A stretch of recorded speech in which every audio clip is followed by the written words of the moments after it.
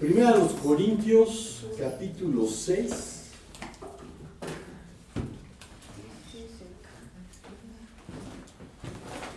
De los versículos del 1 al 18. Y nos vamos de dos en dos. Y al que no le tocó, después le toca. Primera Corintios 6. Es segunda, ¿no? Dice aquí Es segunda. ¿Segunda o primera? Perdón, segunda. Segunda Ok. de Corintios. Segunda a los Corintios 6, Seis. Ujú. del 1 al 18, de dos en dos. Amén. Ya cambió. Ya cambió. Amén. Hermanos, si alguno fuere sorprendido en alguna falta, vosotros que sois espirituales, restauradle con espíritu de mansedumbre, considerándote a ti mismo, no sea que tú también seas tentado. No, ese no es. ¿Esa no es segunda de Corintios 6? Es segunda de Corintios. Así pues nosotros, ¿no? Segunda de Corintios Sí. 6 de A ver, acuerdo. Así pues nosotros como Por Del lo 1 al tanto, 18. Ándale. Por lo tanto, nosotros, como colaboradores de Dios, les rogamos a ustedes que no reciban su gracia en vano, porque Él dice, en el momento oportuno te escuché, en el día de salvación te ayudé, y este es el momento oportuno, este es el día de salvación. No se regresa. La tres. Porque van en No damos a nadie ninguna ocasión de tropiezo para que nuestro ministerio no sea vituperado. Antes, bien, nos recomendamos en todo como ministros de Dios, en nuestra paciencia, en tribulaciones, en necesidades, en angustias, en azotes, en cárceles, en tumultos, en trabajos, en desvelos, en ayunos, en pureza, en ciencia, en longanimidad, en bondad, en el Espíritu Santo. Ay, perdón. En palabra de verdad, en poder de Dios, con armas de justicia a diestra y a siniestra, por honra y por deshonra, por mala fama y por buena fama, como engañadores pero veraces. Como ignorados, más conocidos, como muriendo, más que hemos aquí vivido. Vivimos como castigados, mas no muertos, como doloridos, mas siempre gozosos, como pobres, mas enriquecidos a muchos, como no teniendo nada, mas poseyéndolo todo. Nuestra boca se ha abierto a vosotros, oh Corintios, nuestro corazón se ha ensanchado. No estáis estrechos en vosotros, pero sí sois estrechos en vuestro propio corazón. Pues para corresponder del mismo modo, como a hijos hablo, ensachaos también vosotros. No os unáis en yugo desigual con los incrédulos, porque ¿qué compañerismo tiene la justicia con la injusticia? ¿Y qué comunión la luz con las tinieblas? ¿Y en qué concordia Cristo con Belial? ¿O qué parte del creyente con el incrédulo? ¿Y qué acuerdo puede haber entre el templo de Dios y los ídolos? Ustedes son el templo de Dios viviente, ya Dios lo ha dicho. Habitaré y andaré entre ellos, y yo seré su Dios, y ellos serán mi pueblo. Por lo tanto, el Señor dice, salgan de en medio de ellos y apártense, y no toquen lo inmundo, y yo los recibiré. ¿Me sigo? Sí. Hasta el 18. Y seré un padre para ustedes, y ustedes serán mis hijos y mis hijas. Lo ha dicho el Señor Dios, el Señor Todopoderoso. Amén. Amén. Amén. Y el mensaje se titula La gracia se arriesga. Una de las definiciones de gracia más conocidas es el favor inmerecido de Dios. A.W. Tozer lo amplió a: la gracia es el buen placer de Dios que lo inclina a otorgar beneficios a los que no lo merecen. Mientras que Berkhoff dijo: la operación inmerecida de Dios en el corazón del hombre, efectuada a través de la agencia del Espíritu Santo. La gracia no solo es un favor inmerecido, es un favor otorgado a los pecadores que merecen la ira.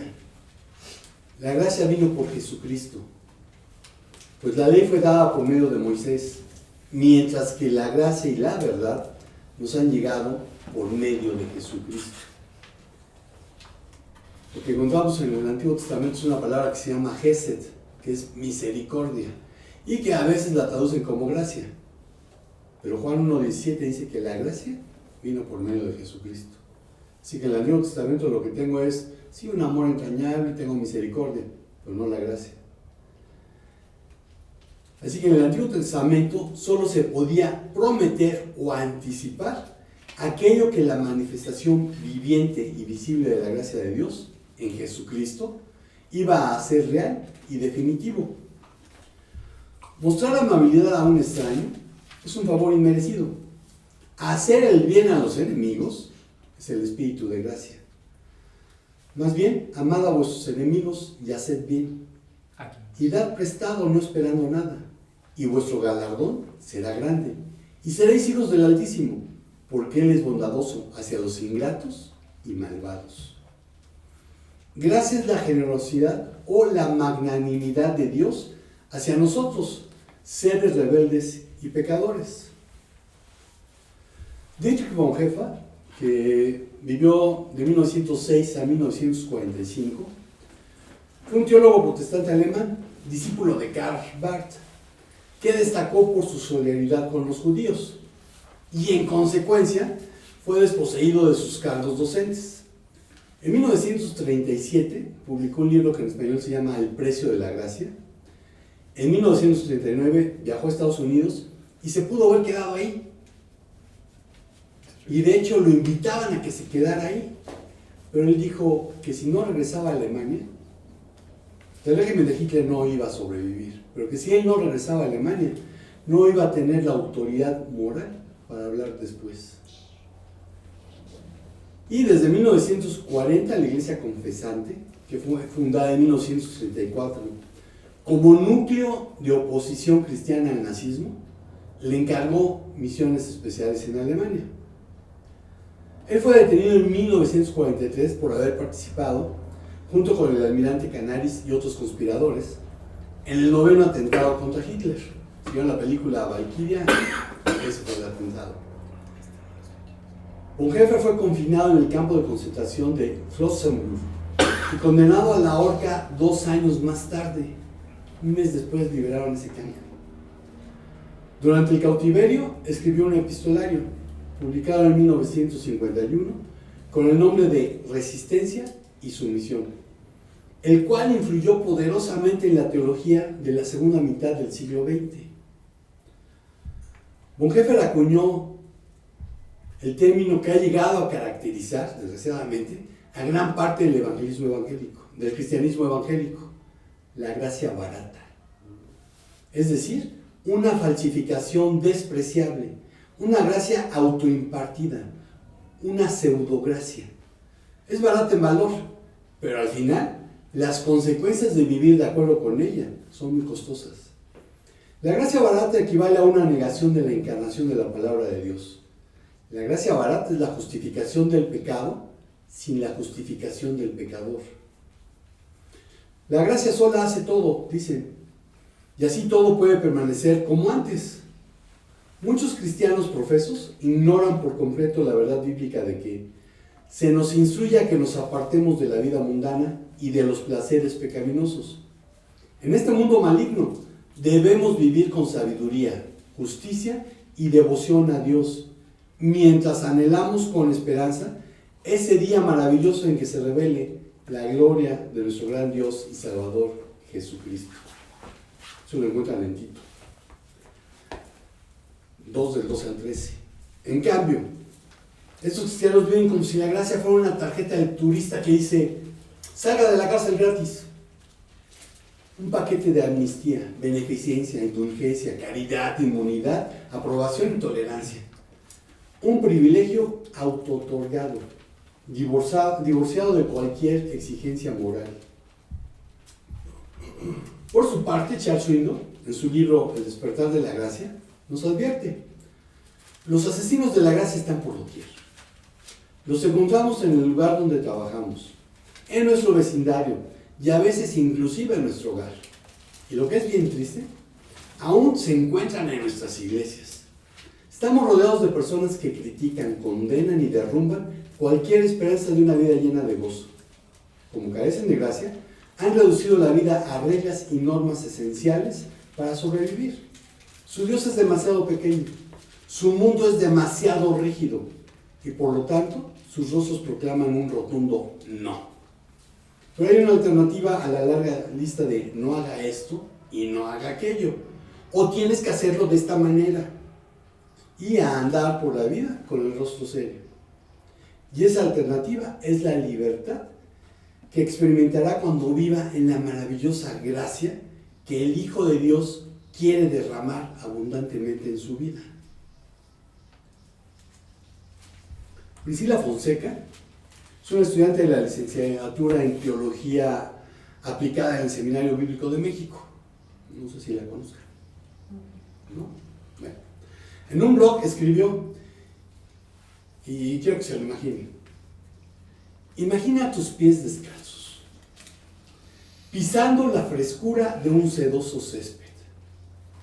Inhala fuertemente el olor a lluvia de la noche anterior. Da unos pasos y tu vista se llena de la luz que se cuela entre unos prominentes árboles.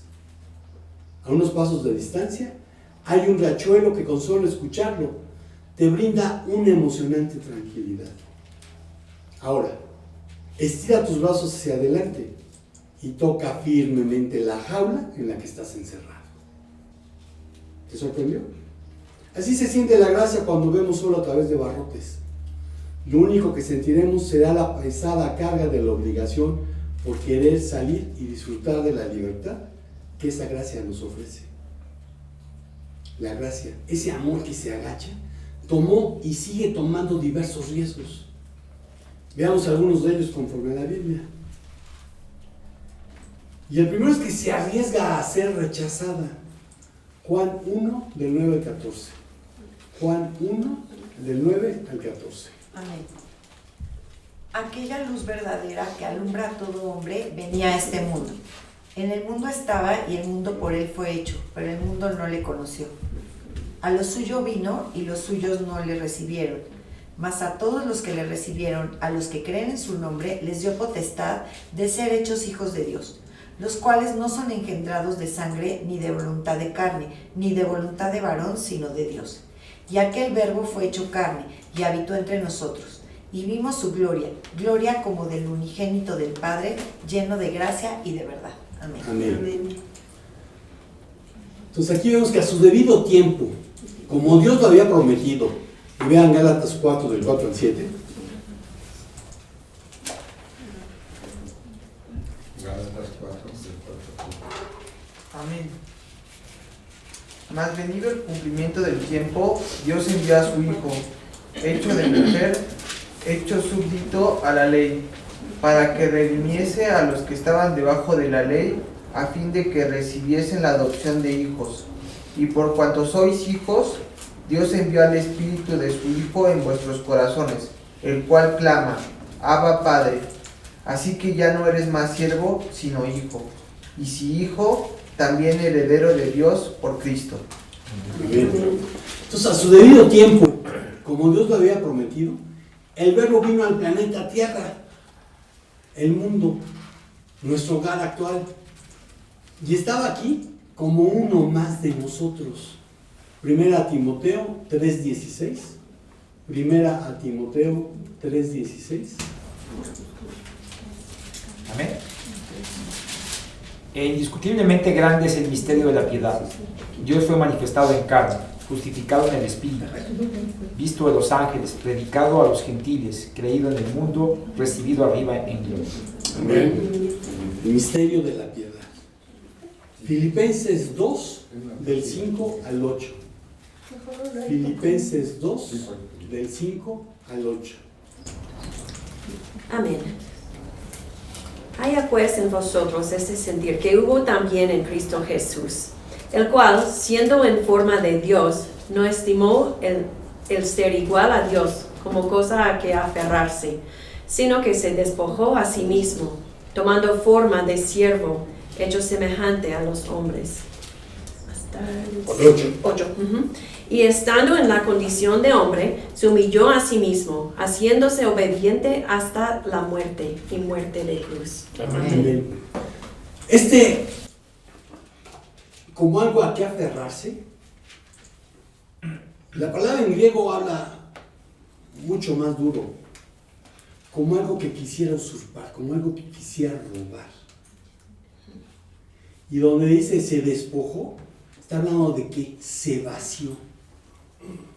Sí, seguía siendo 100% Dios. Pero para estar con nosotros, que se hizo 100% hombre, se vacía de su divinidad. Y no la quiere retener, porque si no, no hubiera estado como hombre. ¿Dejó de ser Dios? No. Y ya les he dado este ejemplo, ¿no? Yo vengo en el periférico a eso de las 8 de la mañana, llegué a la altura del Parque Naucali, ¿y qué me encontré? Pues ahora me voy a encontrar un embotellamiento de lunes a viernes, y no es que el sábado también.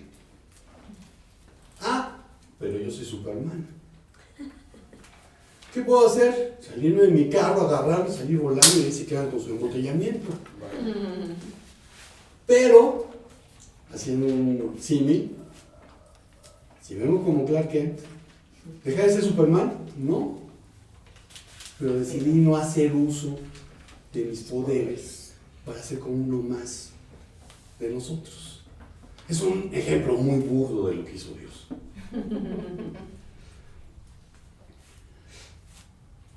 Y la cita que leíamos de se hizo carne,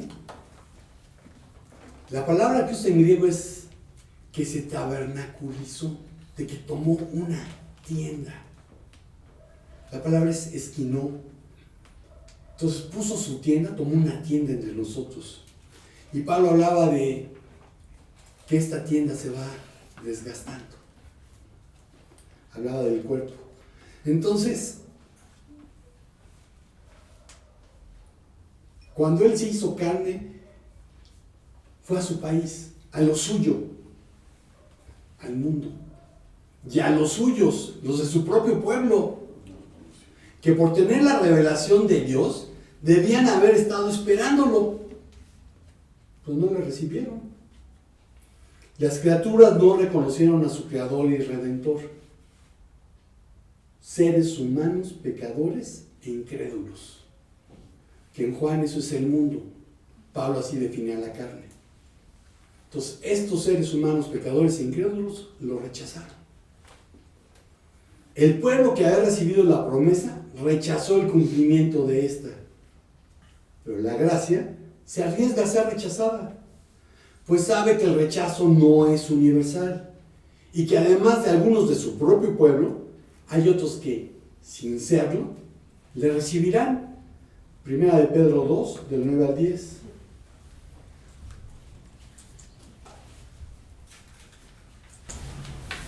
Amén. Pero ustedes son linaje escogido, real sacerdocio, nación santa, pueblo adquirido para posesión de Dios, a fin de que anuncien las virtudes de aquel que los llamó de las tinieblas a su luz admirable. Ustedes en otro tiempo no eran pueblo, pero ahora son el pueblo de Dios. No habían recibido misericordia, pero ahora han recibido misericordia. Amén. Amén. Ustedes no eran pueblo, pero ahora son parte del pueblo de Dios. Y todos aquellos que no rechazan la gracia, llegan a ser hechos hijos de Dios. No por herencia, no por haber nacido en una familia cristiana. Es más, ni siquiera por haber sido bautizado. Porque el bautizo es algo que la gente ve, sino por haber recibido a Cristo como su único y suficiente Salvador personal. Por haber recibido algo que los demás no pudimos ver, el bautismo del Espíritu. Porque el bautismo en agua solamente es testimonio de eso. La gracia se arriesgó al rechazo y de hecho lo experimentó. Entonces, ¿por qué entre los que dicen haber nacido de nuevo hay ese temor a ser rechazados y prefieren no cumplir con la orden de ser testigos y a ser discípulos de Cristo? Hechos 1, del 7 al 8. Amén. Y estaban atónitos y maravillados diciendo: mirad, ¿no son galileos todos estos que hablan? ¿Cómo pues los oímos hablar? Ángel 2. Otra vez. Hechos 1, 7. Y les dijo: no os toca a vosotros saber los tiempos o las sazones que el Padre puso en su sola potestad, Pero recibiréis poder cuando haya venido sobre vosotros el Espíritu Santo. Y me seréis testigos en Jerusalén, en toda Judea, en Samaria y hasta el último de la tierra. Amén. Y mi otra cita favorita, Mateo 28, 18 al 20.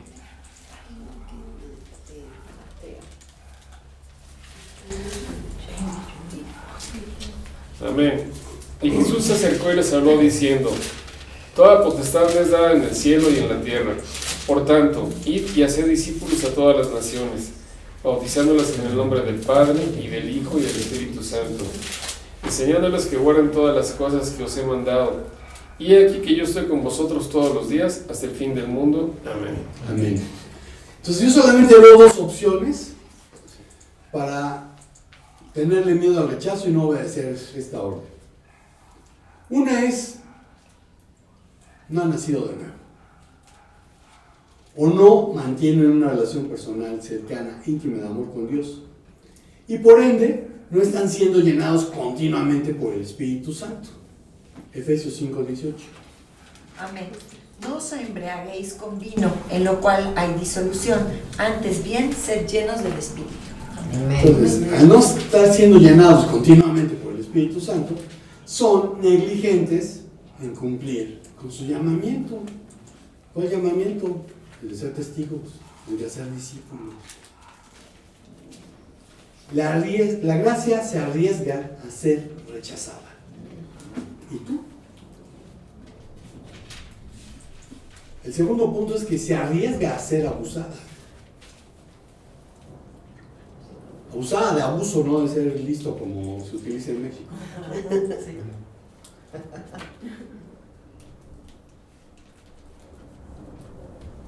Romanos 5, del 20 al 6:2. Ya saben que los capítulos y los versículos los puso alguien a su modo. Amén. Romanos 5, Del 20 al 6:2. Amén. Romanos 5 del 20. 6:2. Cambia de capítulo. Romanos Después pasa al Del 6. 5:20 al 6:2. Va a ser un brinco de capítulo. Ah, Amén. Sí, adelante. Pero la ley se introdujo para que el pecado abundase, mas cuando el pecado abundó, sobreabundó la gracia. Para que así como el pecado reinó para muerte, así también la gracia reine por la justicia para vida eterna mediante Jesucristo nuestro Señor. 6:2. ¿Qué pues diremos? ¿Perseveraremos en el pecado para que la gracia abunde? En ninguna manera, porque los que hemos muerto al pecado, ¿cómo viviremos aún en él? Amén. Entonces, Pablo había dicho que donde el pecado abundó, sobreabundó la gracia. Y seguramente sabía que no faltarían quienes pensaran: pues hay que seguir pecando para que haya más de las gracias. Así que Pablo se adelanta y da una respuesta tajante. En griego es migenito, es muy enfático en griego. De ninguna manera. Quienes hemos muerto al pecado, no podemos seguir practicándolo. Si Pablo hubiese sido un asesino de la gracia, inmediatamente hubiera dado una lista de lo que debes hacer y de lo que debes abstenerte. Como alguna vez me preguntó una hermana en una iglesia en la que estaba dando clase. Me esperó a la salida de la clase y me dice: oye, ¿dónde puedo encontrar el libro donde dice todo lo que no puedo hacer? ¿Perdón? Sí, ¿dónde puedo encontrar el libro donde viene todo lo que no puedo hacer? Le dije: a ver, explícame. Bueno, obviamente estaba en una iglesia donde la gracia no abundaba. Entonces, si Pablo hubiera sido un asesino de la gracia, pues le hubiera dado ese libro, ¿no?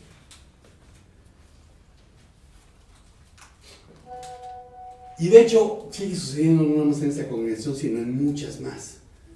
Donde te hubieran dicho, o Pablo te hubiera dicho, cuáles eran las palabras correctas para dirigirte a Dios.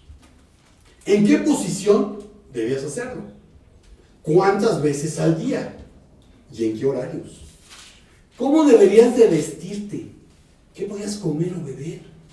y un largo etcétera, etcétera, etcétera, etcétera, que bien podrían ser los 613 mitzvot de la Torah. Y mitzvot significa mandamiento. Lo que nosotros conocemos como los 10 mandamientos, en hebreo serían las 10 palabras, que son los primeros 10 mitzvot de estos 613, donde hay 365 de lo que no se debe hacer y 248 de lo que se debe hacer y que nadie puede cumplir. Y entonces, ¿dónde quedaría la libertad que Cristo ha dado a todos los que hemos nacido de nuevo? Y ciertamente cuando predico que Él pagó por tus pecados pasados, presentes y futuros, puede haber quien piense que puede pecar. Al fin y al cabo, basta con pedir perdón. Y tratándote como una persona adulta, no te voy a dar ninguna lista para vivir tu vida. Pero sí he de advertirte que aunque no perderás tu salvación, dando por sentado que seas salvo, sí perderás el gozo que ella proporciona. Además de que siempre hay consecuencias que tendrás que enfrentar por haber abusado de la gracia. Y lo peor es que no solo tú, porque el pecado también afecta a los inocentes que están a tu alrededor. Cuando caminamos con Cristo, sabemos que nuestra vida requiere ajustes. De allí la importancia de mantener nuestra relación con Él fresca, cercana y sincera. Pero esto requiere que adquiramos una perspectiva correcta sobre la gracia, para que no pisotemos el maravilloso regalo de la salvación y demos motivos a los de afuera para menospreciar a Cristo. Para que digan, uy no, para ser como fulano, pues mejor me quedo como estoy. ¿Te arriesgas a predicar la gracia o eres un asesino de ella? La gracia se arriesga a ser abusada. ¿Y tú qué enseñas? El tercer punto es que la gracia se arriesga a ser asesinada. Gálatas 2, del 11 al 21. Gálatas 2, del 11 al 21. Amén. Pero cuando Pedro vino a Antioquía le resistía cara a cara porque era de condenar. Pues antes que viniesen algunos de parte de Jacobo comía con los gentiles, pero después que vinieron se retraía y se apartaba, porque tenía miedo los de la circuncisión. En su simulación participaban también los otros judíos, de tal manera que a un Bernabé también fue arrastrado por la hipocresía de ellos. Pero cuando vi que no andaban rectamente conforme a la verdad del Evangelio, dije a Pedro delante de todos: si tú, siendo judío, vives con los gentiles y no como judío, ¿por qué obligas a los gentiles a judaizar? Nosotros, judíos de nacimiento y no pecadores de entre los gentiles, sabiendo que el hombre no es justificado por las obras de la ley, sino por la fe de Jesucristo, nosotros también hemos creído en Jesucristo para ser justificados por la fe de Cristo, y no por las obras de la ley. Por cuando por las obras de la ley nadie será justificado. Y si buscando ser justificados en Cristo, también nosotros somos hallados pecadores, ¿es por eso Cristo ministró del pecado? En ninguna manera. Porque si las cosas que destruí, las mismas vuelvo a edificar, transgresor me hago. Porque yo por la ley soy muerto para la ley, a fin de vivir para Dios. Con Cristo soy juntamente crucificado, y ya no vivo yo, mas vive Cristo en mí. Y lo que ahora vivo en la carne, lo vivo en la fe del Hijo de Dios, el cual me amó y se entregó a sí mismo por mí. No desecho la gracia de Dios, pues si por la ley fuese la justicia, entonces por demás murió Cristo. Amén. Amén. Si un hombre puede estar bien con Dios simplemente observando la ley judía, entonces Jesús murió en vano. Esta es una declaración fundamental. La vida a través de la fe en Jesús es liberación. La ley representaba el juicio y la condena, pero la fe que da la gracia representa el perdón y la libertad. Efesios 2, del 8 al 9. Efesios 2, del 8 al 9.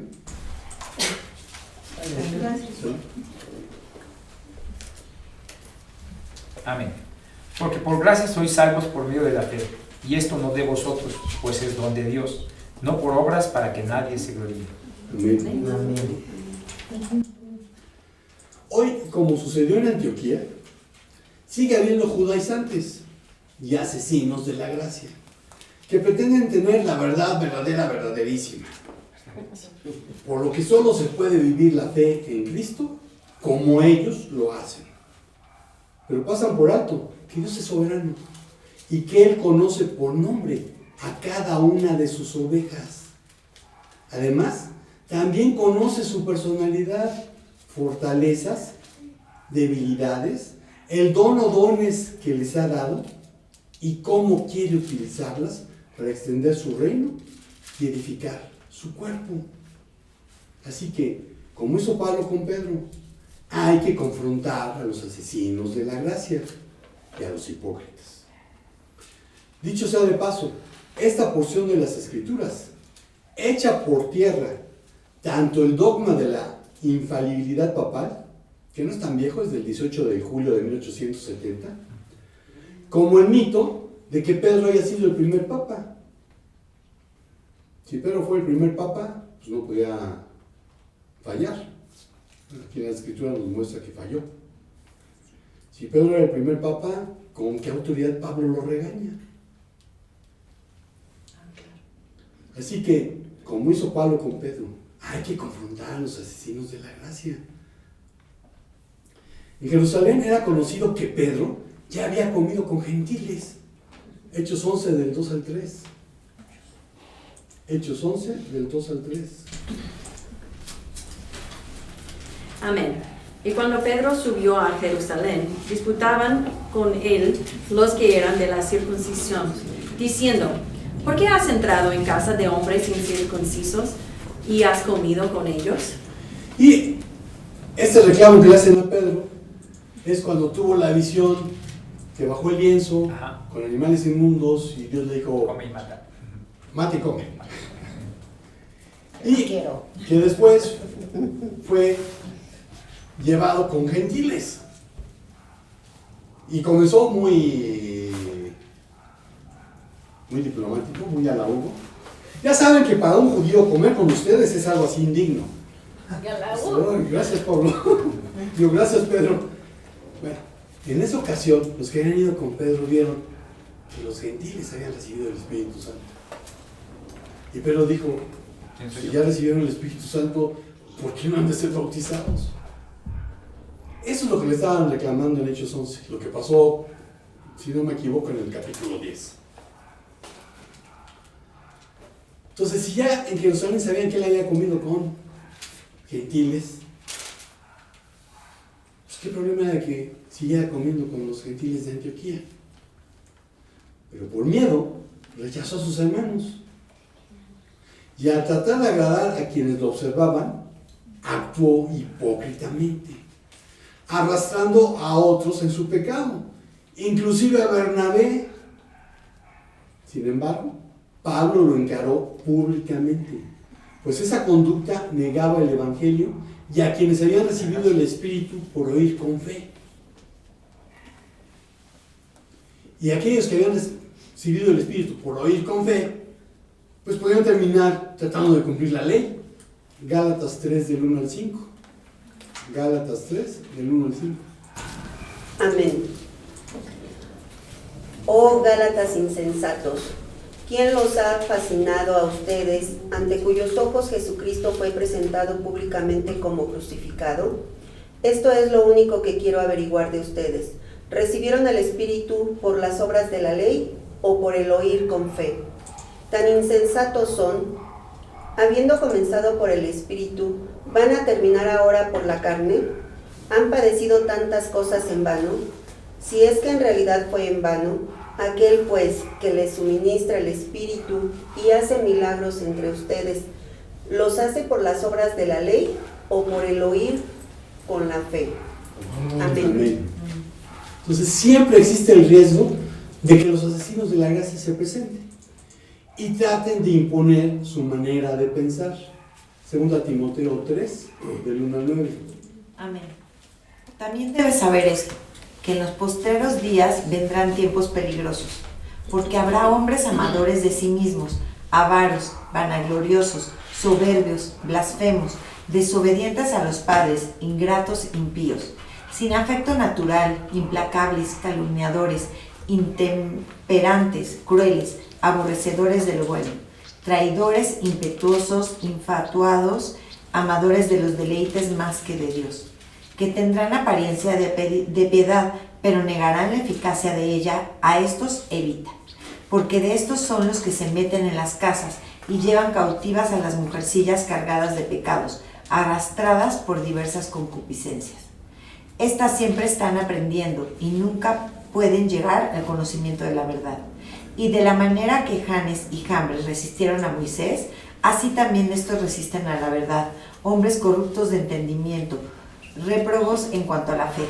Mas no irán más adelante, porque su insensatez será manifiesta a todos, como también lo fue la de aquellos. Amén. Amén.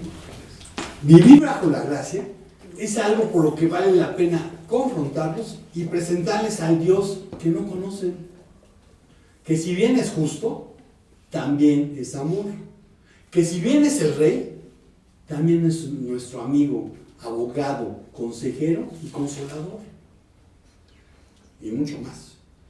La gracia se arriesga a ser asesinada. ¿Y tú? ¿Estás dispuesto a defenderla?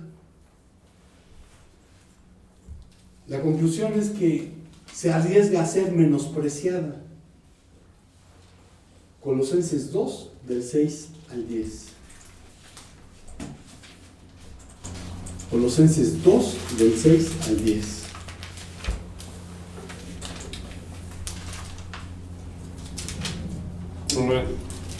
Por tanto, de la manera que habéis recibido al Señor Jesucristo, andad en Él, arraigados y sobreedificados en Él, confirmados en la fe, así como habéis sido enseñados, abundando en acciones de gracias. Mirad que nadie os engañe por medio de filosofías y huecas sutilezas, según las tradiciones de los hombres, conforme a los rudimentos del mundo, y no según Cristo, porque en Él habita corporalmente toda la plenitud de la deidad, y vosotros estáis completos en Él, que es la cabeza de todo principado y potestad. Amén. Amén. Si no rechazas la gracia, naces de nuevo. Y Jesús, el Padre y el Espíritu Santo vienen a morar a ti. Si vives un compañerismo íntimo con Él, difícilmente abusarás de la gracia. Pero es necesario apreciar el precio que pagó para rescatarnos de una eternidad separados de Él y obedecer lo que ha mandado, teniendo cuidado de todo lo que pudiese afectar tu relación con Él.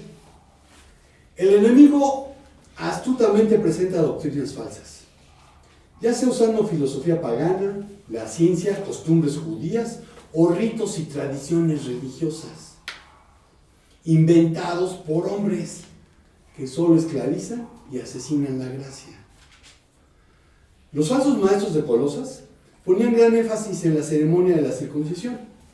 También exigían la adhesión a las restricciones en los alimentos del Antiguo Testamento y a la observancia estricta de los días festivos y de la ley sabática. Al insistir en esas cosas, aquellos maestros trataban de justificarse diciendo que con eso completaban la obra de Cristo y así se hacían mejores, cristianos más completos. Hoy, los asesinos de la gracia presumen que con su religión se puede tener una vida cristiana mejor que la que se obtiene con una relación personal cercana, íntima de amor con Dios. Pero no es así, porque cuando los seres humanos tratan de agregarle algo a lo que ya está completo en Cristo, salen perdiendo. Cristo es el Señor supremo de todos los seres creados, incluyendo a los que habitan en el mundo espiritual. Los ángeles, por muy buenos que sean, si Dios no se los ordena, no pueden ayudar a los creyentes. Y con Cristo, los ángeles malignos no pueden hacer ningún daño. En Jesús, los creyentes tenemos toda la plenitud Y no debemos temer a ningún poder de los cielos, ni de la tierra, ni de debajo de la tierra. Así que hay muchas razones por las que podemos estar agradecidos. Y cuando mostramos nuestra gratitud, la gracia no es menospreciada, sino todo lo contrario. La gracia se arriesga a ser rechazada, abusada, asesinada y menospreciada. Si tú estás creciendo en la estatura del varón perfecto, sin lugar a dudas, te estarás arriesgando. Y me han dicho, bástate mi gracia, porque mi poder se perfecciona en la debilidad. Por tanto, de buena gana me gloriaré más bien en mis debilidades, para que habite en mí el poder de Cristo. Por eso me complazco en las debilidades, afrentas, necesidades, persecuciones y angustias por la causa de Cristo. Porque cuando soy débil, entonces soy fuerte. Eso lo dijo Pablo en 2 Corintios 12, del 9 al 10. Y concluye diciendo, la gracia se arriesga. ¿Y tú? ¿Qué esperas? Amén. Señor, te damos gracias porque tú tomaste todos esos riesgos cuando decidiste encarnarte. Porque de esa manera fue como nosotros fuimos rescatados de la vana manera de vivir que habíamos heredado de nuestros padres. Porque de esa manera es como somos rescatados de estar siguiendo una religión que marca lo que se debe y lo que no se debe hacer, en lugar de tener una relación contigo. Te damos gracias porque tú te has arriesgado. Y te pedimos que pongas en nosotros el querer como el hacer por tu buena voluntad. Porque ciertamente el haber elegido a cada uno de nosotros fue un riesgo más que tú tomaste. Señor, que seamos fieles en el llamamiento que nos has hecho, de ser testigos y de ser discípulos, de extender tu reino hasta el último de la tierra y de edificar a tu cuerpo. Porque te lo pedimos en el nombre que es sobre todo nombre, el de nuestro único y suficiente Salvador Jesucristo. Amén. Amén. Amigos de Internet, hermanos de Internet, estamos despedidos. Nos vemos el próximo domingo. Síganse cuidando. Shalom, shalom.